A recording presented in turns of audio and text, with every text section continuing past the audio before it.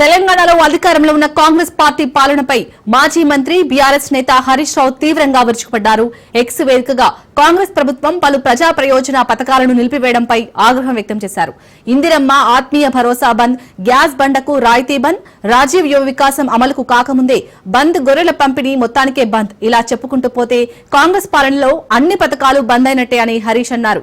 ఆత్మశుద్ధి లేని యాచారం అదిగేలా, బాండశుద్ధి లేని పాకమేలా అనే సామెతను కోట్ చేస్తూ కాంగ్రెస్ నైతికతను ప్రశ్నించారు.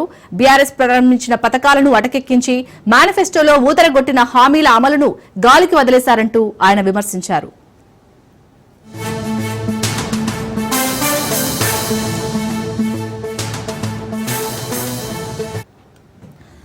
తెలంగాణలో అధికారంలో ఉన్న కాంగ్రెస్ పార్టీ పాలనపై మాజీ మంత్రి బీఆర్ఎస్ నేత హరీష్ రావు తీవ్రంగా విరుచుకుపడ్డారు.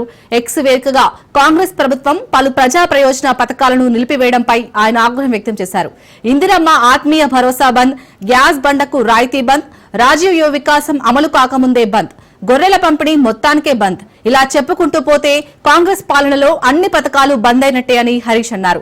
ఆత్మశుద్ధి లేని యాచారం అదిగేలా, బాండశుద్ధి లేని పాకమేలా అనే సామెతను కోట్ చేస్తూ కాంగ్రెస్ నైతికతను ప్రశ్నించారు.